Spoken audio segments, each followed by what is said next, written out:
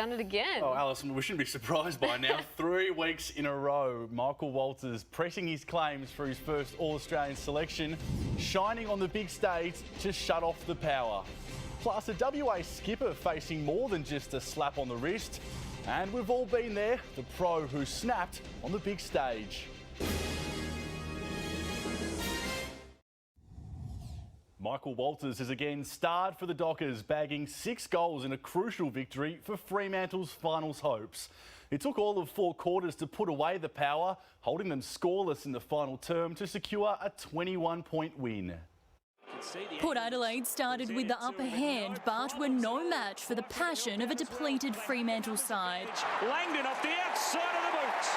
Everyone's going to get challenged for injuries and depth, and you know, we're relatively confident it could be done. So, but those boys stood up with the help of their teammates and got it done. Paddy Ryder booted 2 straight up for the power.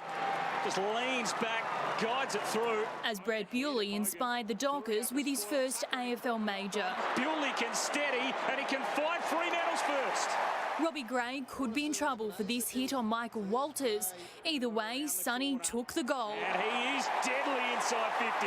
The umpire took a tumble as Hogan kicked his first of 3 big ones. He may have had a slow start to the season, but he's starting to move into his work now. Walters stealing the lead for Fremantle by half-time before making Port pay a costly price for their mistakes. Walters lines them up and punishes them. Brendan Matera, a standout all game, added insult to injury with this snap. He loves his situation, Brendan Matera. Contributing 3 all up as Port powered on to take back the lead with Kane Farrell's 4th.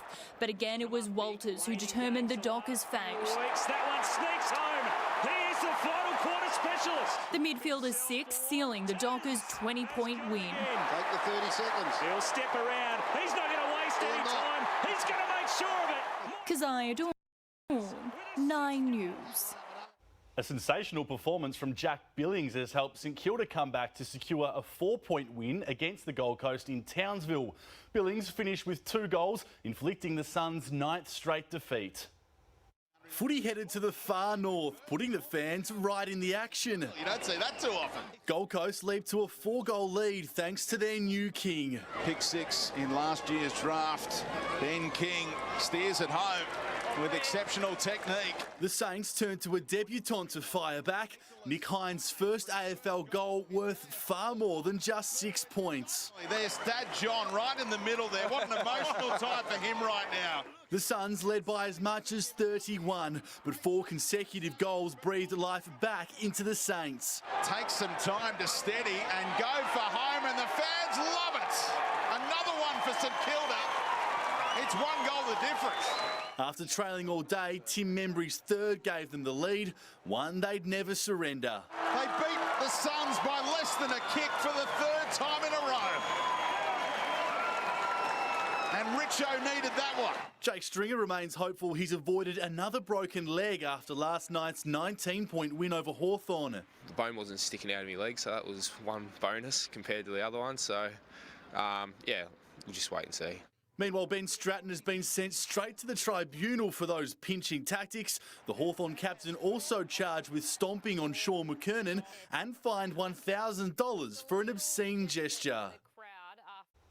Perth teenager Devon Robertson has continued his impressive under-18 form in Western Australia's loss to South Australia.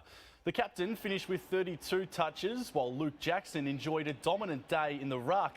Livewire Elijah Taylor snapped a crafty goal, but it wasn't enough to avoid an 11-point defeat. In the Waffles sole game today, Peel narrowly went down to the Bulldogs, Hully Bennell bagging 2 goals in the Thunder's 3-point loss. A side strain has kept Marcus Stoinis out of Australia's World Cup team for the 2nd straight game. The Aussies lost the toss and have been sent in to bat by the Sri Lankans. Stoinis not the only West Aussie feeling sore. We've got one change. Nathan Coulter-Nile is a bit stiff and sore, and Jason Berendorf replaces him in the side.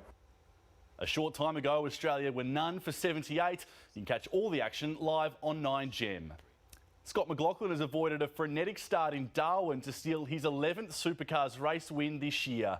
The championship leader now just 1 pole position off equalling the tally set by the late Peter Brock. The heat was on from the very beginning. Dave Reynolds is now going to stay. There's going to be a big accident at But Scott McLaughlin safely navigated the drama to collect yet another checkered flag. Great performance by Scott McLaughlin in Darwin, 150 points in the bank. Melbourne Storm flexed their muscle, demolishing Newcastle by 30 points in the NRL. They're lining up. Munster, Stimson, he's got two, and Munster does it again. The Rabbitohs crossed 3 times, but a late penalty kick sealed the day's biggest upset for Penrith. He'll take a right-footed attempt, and he slots it. Gary Woodland has jumped out to a 2-shot lead at the US Open. The American cutting a 6-under second round thanks to some red-hot putting, a feat Patrick Reed couldn't match. That's the muff. Oh! Adam Scott is the best placed Aussie at 3 under. And party time is over for Ash Barty, the French Open champion returning from a week off. Yesterday had the golf on, the Matildas on the TV, a bit of a split screen action going on. So it's for me, it's an incredible time of the year. With Wimbledon looming, the world number 2 takes to the court in Birmingham next week. Not a bad weekend for Ash Barty. Just some late netball to finish happening at the moment. The West Coast Fever trailing the Adelaide Thunderbirds by 10 points, so not a good start there. Hopefully they can fight back, but Michael Walters, the star today. Amazing. Start fitting him for his All-Australian jacket. He's a lock, Alice. You'd put your money on it? 100%. Well, he keeps impressing us, so thanks, Josh. See you soon. Ahead in 9 News, the week's highs and lows.